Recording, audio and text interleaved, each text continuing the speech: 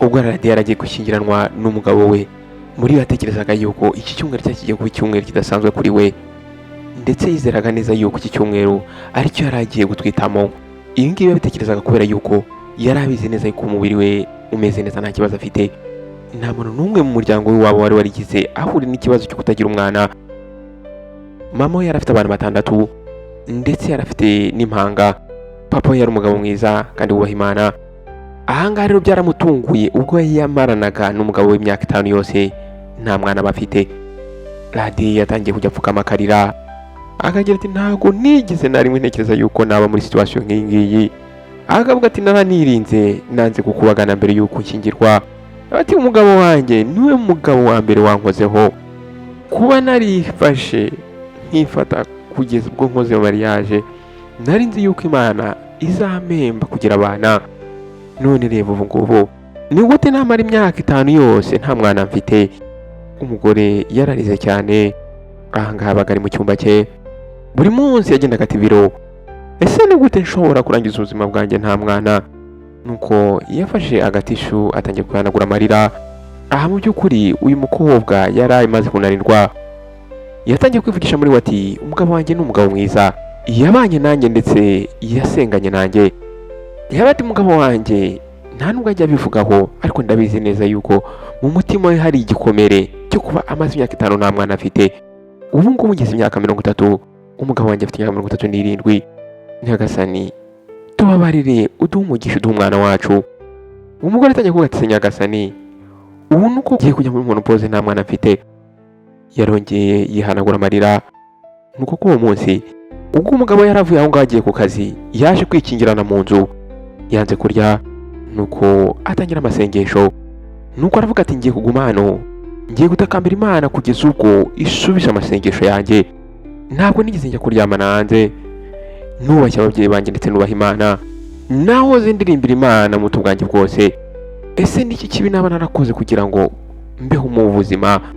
Uyu ni umwaka wa 5 kuva nakora mariage, nta mwana mfite. Ndarira ijoro n'amanywa. Nyagasani ndananiwe, ndakwingiza Nyagasani ntabara, ngwino uze mu rugo rwanjye. Aha byari bigeze mu saa 6.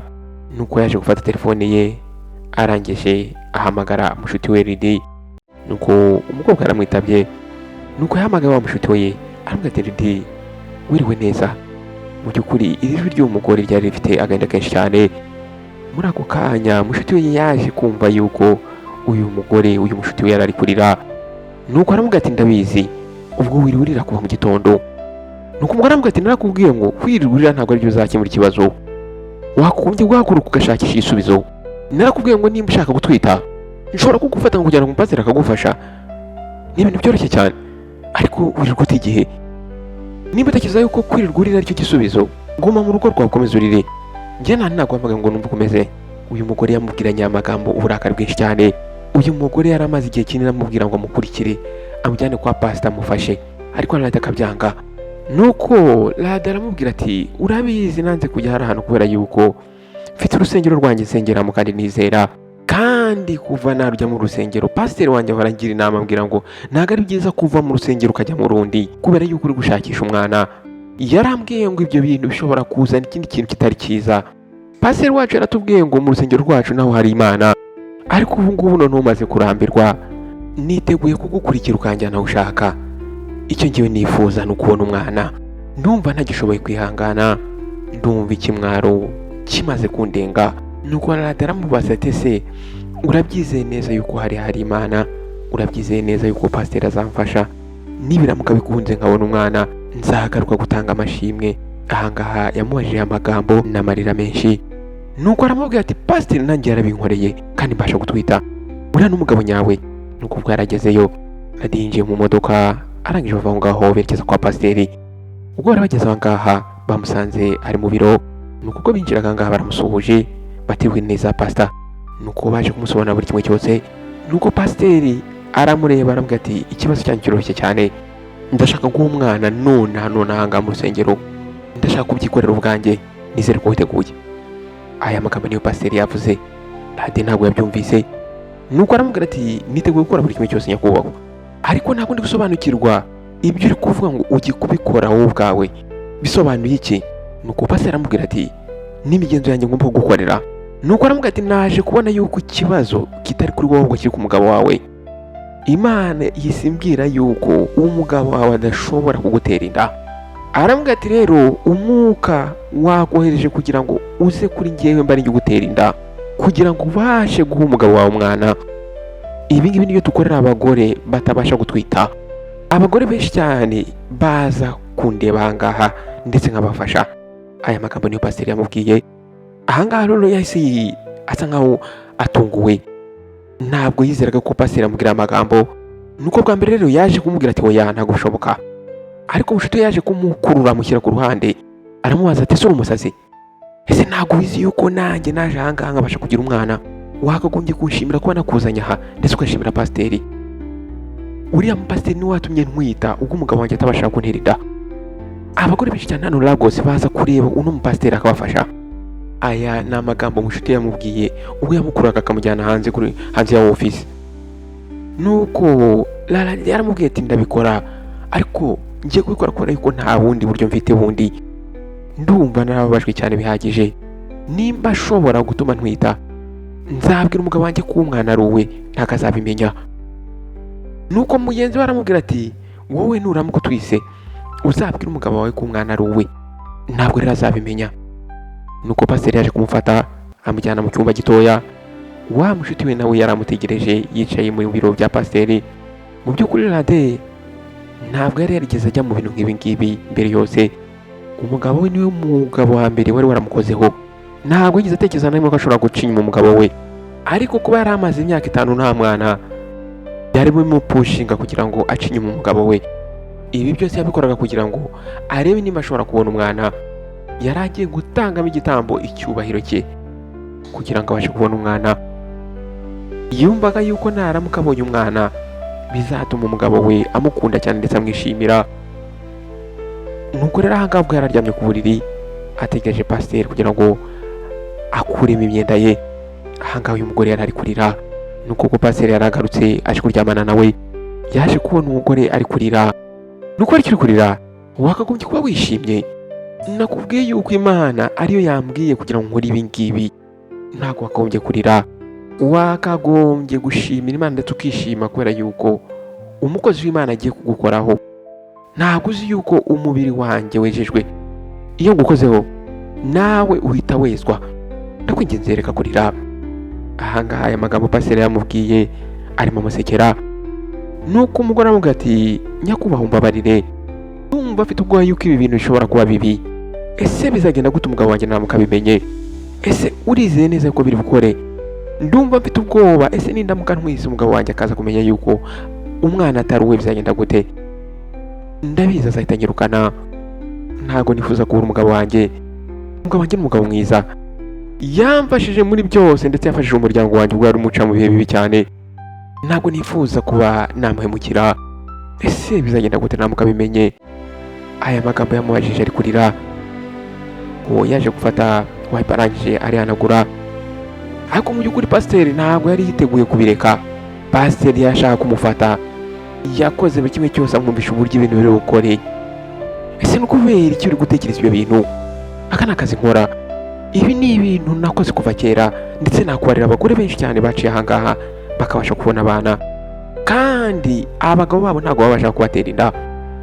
Ndetse bamwe na bamwe bagiye bazana n'abagabo babo, abagabo babo bakabasapotinga, ndetse bamwe na bamwe baragishyura kugira ngo mbibakorere. Njye mfite experience nini cyane muri aka kazi. Icyo nagusaba wowe tuza ureke nguha umwana. Imana yanyuzemo yashyizemo imbaraga zo kugira ngo mbashimishe. Ese ni ukuri tudatekereza impamvu umushuti wawe yakuzanye ahangaha? Yakuzanye kubera yuko nawe narabimukoreye kandi birakora. Nuko pasiteri aramubwira ati rero gerageza ujye muri mudu dutangire. Ahangaha Rade nta yindi option yari afite usibye kumwemerera. Ko ubwo pasiteri arimo abikora, uno mugore yari afite agahinda kenshi cyane ndetse amarira yagaragaraga mu maso ye. Nuko ubwo bari basoje ibyo bari bamaze gukora, yaje yata imodoka. Nuko agaruka mu rugo ndetse na mushuti we. Nta kintu na kimwe yigeze abwira umushuti we. Ubwo yarageze mu rugo yahise yinjira mu cyumba cye arafunga, arangije atangira kurira cyane, yararize bishoboka. Nuko umugabo ubwo yazaga yaje kubona yuko umugore we ababaye, aramubaza ati ese ni ukubera iki ubabaye? Nuko aramubwira ngo yiriwe atameze neza, umutwe uri kumurya. Mu by'ukuri yarabizi neza ko abeshya umugabo we, ahubwo yari ari kuriswa n'ibyo pasiteri yamukoreye, ariko ntabwo yashobora kuba yabibwira umugabo we. Ni ku gitondo cyakurikiyeho ubwo umugabo yaravuye aho ngaho agiye ku kazi, Lade yaje kwakira call kuri telefone, ahangaha ni pasiteri wari umuhamagaye. Nuko pasiteri aramubwira ati ese ntabwo uyu munsi uri buze unyumvire nawe. Muri ako kanya Lade yabaye surprised. Ahangaha mu by'ukuri umugore yatekerezaga yuko byakagombye kuba umunsi umwe gusa bikarangirira aho ngaho. Nuko Lade aramubwira ati ariko natekereje yuko byakagombye kuba uriya munsi bikaba birarangiye, nari nzi yuko ubikora rimwe nkahita ntwita, ntabwo nari nzi yuko ngomba kugaruka. Nuko umugore aramubwira ati wambwiye yuko ari Imana yari kubwiye ngo ubikore. Aho ngaho rero byari byoroshye kugira ngo ubikore umunsi umwe bibe birarangiye. Aya magambo niyo Lade yabwiye pastor.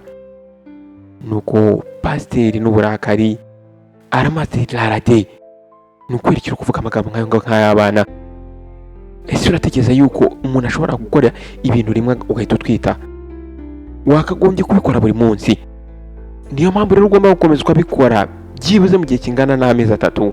Wakagombye kubikora kugeza ubwo ugaragaje ikimenyetso y'uko utwite. Nuramuka ubonye ibimenyetso y'uko utwite, ntabwo nzongera kubikora. Ndakwinginze ngwino. Narabyishimiye cyane ndetse naragukunze, ndumva niteguye kongera kukubona. Aya niyo magambo pasiteri yamubwiye. Mu by'ukuri uyu mugore Lade ntabwo yari expectingaga ibi bintu. Ese Lade yagombaga kujyayo cyangwa ntabwo yari kujyayo? Nuko nyuma yo gutekereza umwanya munini, ahangaha rero yaje kubona yuko byanze bikunze agomba kongera akajya kureba pasiteri. Yaje kwemera yuko rero kuryamana na pasiteri umunsi umwe bidashobora kuba byatuma twita. Nuko rero mu bwonko bwe yaje kwimagina yuko n'ubundi n'umugabo n'umugore bagomba gukomeza bagakora imibonano kugira ngo babashe kuba bagira umwana. Nuko Lade yaje gutekereza muri we yuko yamaze n'ubundi gukora icyaha. Ahangaha rero yumvaga n'ubundi nta bundi buryo bwo kugisiba cyangwa se kugihunga. Ahangaha rero yaje guhitamo yuko agomba kubyinjiramo akabikora kugeza ubwo abonye umwana. Yarabyutse rero arangije aroga aritegura, nuko yaje gufata igikapu cye yinjira mu modoka, nuko ava aho ngaho yerekeza kwa pasiteri.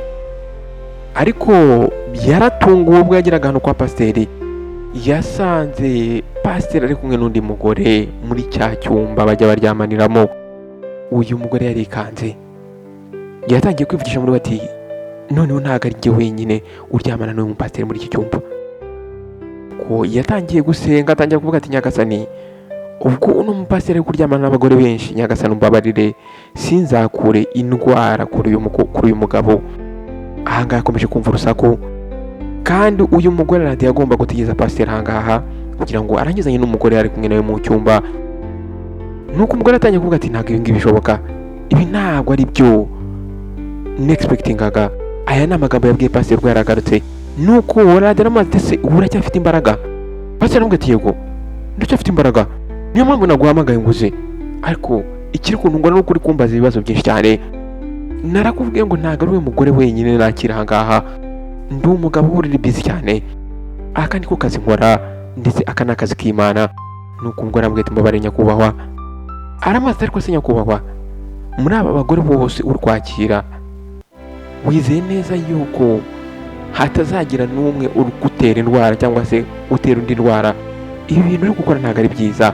Nuko pasiteri aramubwira ati reba ibintu uri gutekereza nk'umuntu uri selfish, umuntu wikunda. Ese ni gute ushobora kuba wifuza kubona ibintu byiza ariko ugashaka kubibona wenyine? Abantu nk'amwe niba usanga banga gufasha abandi kugira ngo babashe kubona ibisubizo by'ibibazo bafite. Niyo mpamvu umushiti wawe yambwiye ngo ngufashe, nawe rero ntabwo wagombye gutekereza gutyo. Nuko rero pasiteri yaje kumufata amujyana mu cyumba. Uko rero niko uyu mugore yakomeje kujya aza gusura uyu mupasiteri. Mu kwezi kwa kabiri aza gusura uno mupasiteri nibwo uyu mugore yaje gusanga amaze gutwita. Mu by'ukuri uno mugore yarishimye cyane ubwo amaze kubona ko atwite, ariko yari afite n'ubwoba. Yatangiye kwibaza muri we, ese bizagenda gute umugabo wanjye namenya yuko inda ntwite atariye? Ese nzamubwira ngo atangiye kwibwira muri we ati reka ibyo ngibyo mbyibagirwa akanya, icyari ngombwa cyane nuko ntwite. Aya ni amagambo yibwiraga muri we. Inda y'uyu mugore yayigize ukwezi kumwe, ntabwo yashobora kuba noneho yabisha umugabo we. Hari ibintu byari bitangiye kugaragara ku mubiri we. Yaje gufata umwanzuro yuko ari igihe cyo kugira ngo abwire umugabo we ko atwite. Yari yagiye kwa muganga kugira ngo kumvaminge neza koko atwite. Nuko dogiteri yaje kumuha ibisubizo. Ubwo umugabo we yaravuye ku kazi, byari mu mugoroba. Mu by'ukuri umugabo we yari arangaha muri salo ari kuruhuka. Nuko radiyo yaje kuzana igipapuro, arangije arakimuhereza avuga ati fungura. Nuko umugabo yaje gufungura ndetse yari excited. Umugore amubwira ati ndatwite. Imana yumvise amasengesho yacu. Nyuma y'imyaka myinshi cyane turi kurira ndetse turi mu gahinda, ubu nongeye kuba mama w'umwana ndetse nawe ugiye kuba papa w'umwana. Aya magambo yamubwiye ari kumusekera. Nuko umugabo ubwo yafunguraga yitera hejuru cyane avuga ati oh my god, aya ni amakuru meza cyane. Nukuri aya makuru nari nyategereje kuva kera. Iyi niyo mpano nziza nakiriye mu buzima bwanjye kuva nabaho. Ayo magambo uyu mugabo yavuze asimbuka, aramuhobera, aramuterura. Aho ngaho bahise bafungura champagne, barishima, baracelebratinga. Nuko aramubwira ati iyi ni impano nziza kandi Imana iturutse ku Mana. Umugabo aramufasha, aramuzamura, aramuterura ndetse n'ibyishimo byinshi. Baraseka, barishima, urugo rwose rwuzuye mu byishimo. Nuko umugabo aramubwira ati ndakwinginze guhera uyu munsi ntuzigire ukora umurimo n'umwe hano mu rugo. Ndashaka njye gukora buri kimwe cyose. Niyo nazajya mva mvuye ku kazi ngomba kubikora. Niyo byansaba kugira ngo ndeke akazi nzakareka. Nshaka kugufata neza ndetse nka protege umwana utwite. Radiyo yarishimye cyane, ariko muri uyu mugore Radiyo yarabizi neza yuko umwana atwite atarwaye umugabo. Imbere rero yatangiye kurira. Ko muri iryo joro ubwo bari bamaze gucelebratinga, yaje kujya muri dushe, uno mugore yatangiye kurira. Yatangiye kwicuza impamvu yabikoze. Mu by'ukuri yari ari kurira. Nuko rero ubwo aho ngaho muri uwo mwanya ubwo yari ari kurira, telefone yaje gusona. Ntabwo yarasinziriye kubera yuko umutwe we wari gutekereza uburyo yagiye gushaka undi mugabo kugira ngo amutere inda. Nuko yaje gufata telefone. Aha ngaho yari wa mupasiteri wari kumuhamagara. Nuko pasiteri n'uburakari bwinshi cyane amaze ati ni ukubera iki maze icyenda kubona, kuki wahagaritse kuza kundeba? Aya magambo pasiteri yavuze arakaye cyane. Umugore amubwira ati naratwise, byararangiye, nta mpamvu yatuma nongera kugaruka aho ngaho. Namaze kubona icyo nashakaga. Ese niye mpamvu yatuma nkomeza kugusura?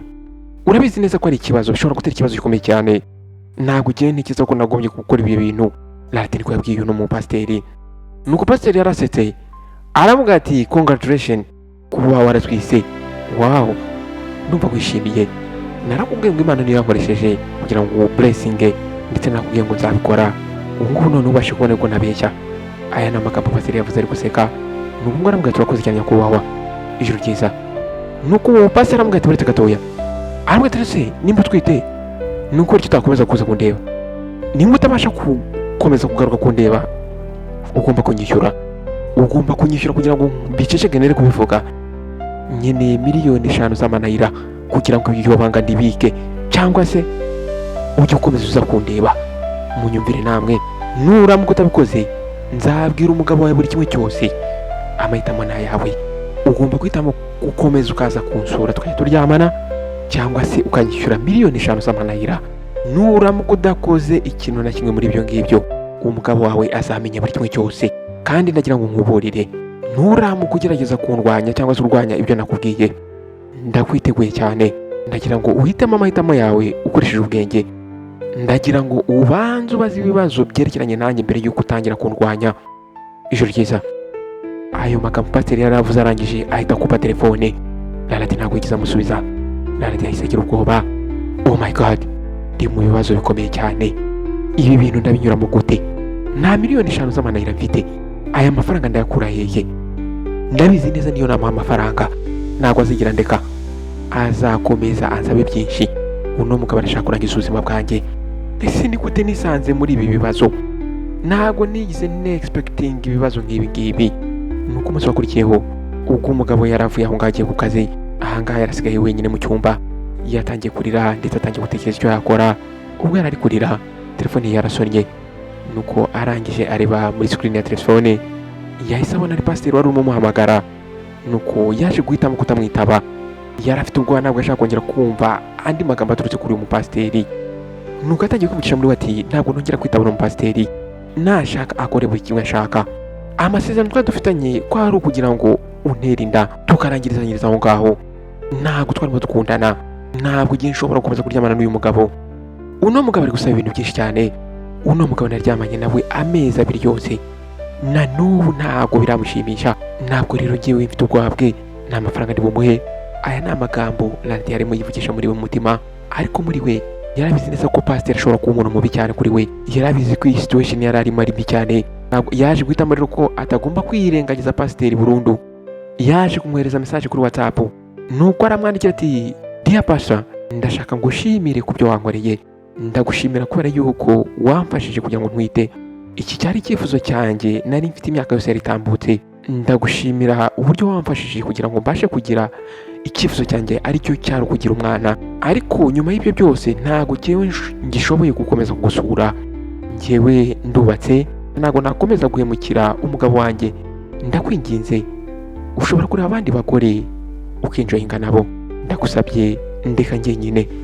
Ikindi kandi ayo mafaranga uri kunsaba nayo mfite, ntabwo ayo mafaranga nshobora kuyabona. Mu by'ukuri nta mafaranga nshobora kuguha. Uri umupasiteri, nimba mu by'ukuri umukozi w'Imana nk'uko bivuga, ntabwo wakagombye kuba uryamana n'abagore b'abagabo b'abandi. Ndakwinginze jya kure yanjye. Nuramuka ugerageje imikino iyo ari yo yose, ndakujyana kuri polisi, ndetse ndabizi neza ko bari gufunge. Aya magambo rero yayohereje pasiteri agerageza kureba nimba yakanga pasiteri, ariko mu by'ukuri ntabwo yari abizi neza yuko pasiteri nawe yari prepared, yari yiteguye kuri buri kimwe cyose.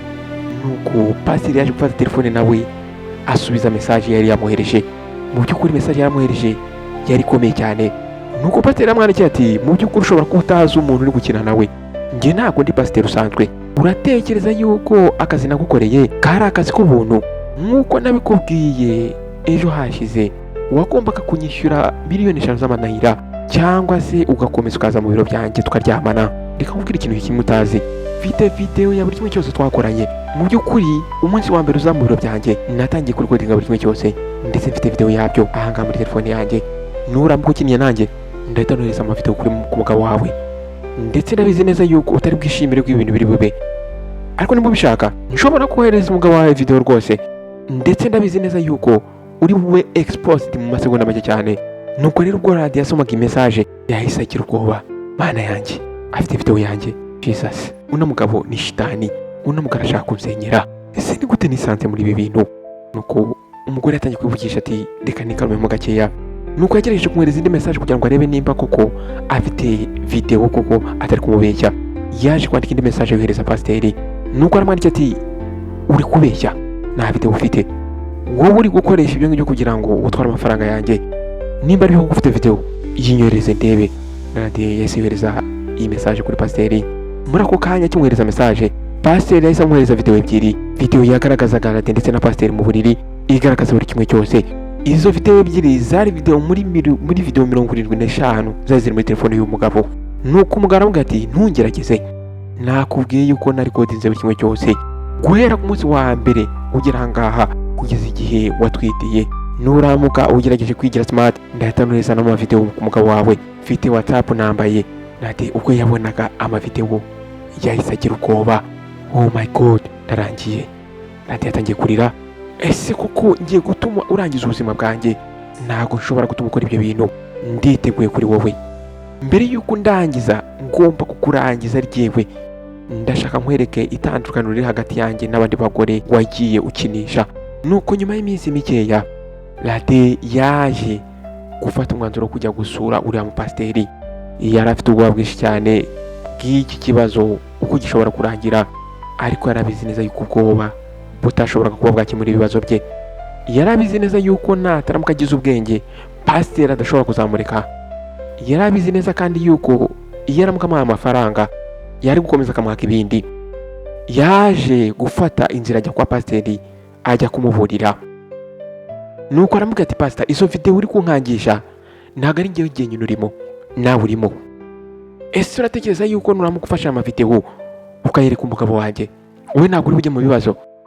Nuramukoresha ibyo ngibyo, reka mbari njyewe noneho uzipostingira nzishyire kuri social media. Ndabizi neza ko ari wowe uri buhombe byinshi kubera kuri pasiteri. Ese uratekereza abantu bari bufate gute byakire gute kuba waravuye mu rusengero ukajya mu rugo rw'undi muntu ukajya gutera umugore w'inda? Reba, ntabwo cyewe mfite ubwoba bwawe, nta mafaranga na make ngende buguhe. Aya magambo niyo uyu mugore yamubwiye. Ahangaha yamubwiye amagambo ari gusakuza cyane ndetse pasiteri kumwumva neza. Nuko aramubwira ati ufite urusengero runini cyane ndetse ufite n'ama branches manini cyane, ndashaka njye nku exposing ndetse nku destroying buri kimwe cyose wubatse kigwe hasi. Kumpamagara cyangwa se kwanyuhereza message iyo ari yo yose nkanga, ndashaka nkwigisha isomo. Ubu ntabwo ari bwa mbere mwe n'umugore ngare nkawe. Nuramuka urangije gusakuza hejuru yanjye ukore ibyo nakubwiye, nagira ngo wibutse yuko ndi umugabo ufite imbaraga kandi uzwi. Buri kimwe cyose mvuze ahangaha kiremerwa kubera yuko mfite amafaranga ndetse mfite n'imbaraga, mfite n'izina. Abakristo banjye baranyemera kandi baransenga, bizera yuko ndi umukozi w'Imana kandi nyawe. Nuramuka uberetse mu video, ndabizi neza ko bazaguma ku ruhande rwanjye. Ni wowe uzisuzuguza naho njye ntacyo bisankoraho. Icyiza inama nakugira nuko wampa miliyoni 5 z'amanayira cyangwa se ukitegura guhura n'ibibazo umugabo ari bugutera inama na kubona izi video. Aya magambo niyo pasiteri yamubwiye. Nandi ntabwo amusubije, yahise ava aho ngaho ava muri ofisi y'umugabo. Yaramaze gufata umwanzuro mu bwonko bwe, yarazi icyo agiye gukora. Yavuye aho ngaho ajya mu rugo, arangije ategereza umugabo we. Yarabizi neza yuko pasiteri ashaka kurangiza ubuzima bwe. Yagombaga rero kwakitinga quickly, agakora ibishoboka byose kugira ngo atabare ubuzima bwe. Yaje kwibwira muri ati byanze kunze byaba ari byiza yuko ari jyewe bwira umugabo wanjye nkamubwiza ukuri. Ntabwo nshaka yuko pasiteri ari umubwira ibyo nakoze mbere yuko njye mbimubwira. Ndashaka musaba imbabazi. Nindamuka negeje igihe kinini cyane, pasiteri ashobora kundangiza. Mu by'ukuri namaze gukora amakosa, reka rero mbwira umugabo wanjye buri kimwe cyose nakoze. Ahangaha rero yari yicaye muri salo ubwo yari ari kurira ategereje umugabo we ko ava ku kazi. Ndashaka kumubwira buri kimwe cyose ndetse mubwire n'uburyo nisanze hariya. Ndabizi neza ko umugabo wanjye ari bubabare, ariko nta bundi buryo nabikoramo. Ndashaka kumubwiza ukuri. Nuko muri ako kanya yahise yumva imodoka umugabo we Lalade ari bubashe ari bugire imbaraga zo kubwira umugabo w'ukuri. Ese buri bugende gute umugabo we namara kubona izi video uyu mugore waryamanye na pasiteri? Ahangaha rero tuzabibona mu gice cya kabiri. Icyo nagusaba nuko wakanda subscribe ndetse ukakanda no kunzogera kugira ngo ujye ubasha kubona ubutumwa bugufi igihe cyose kizeho iyindi video. Wakoze rero guhitamo Behind Wall Stories. Nawe utaha. Ciao ciao.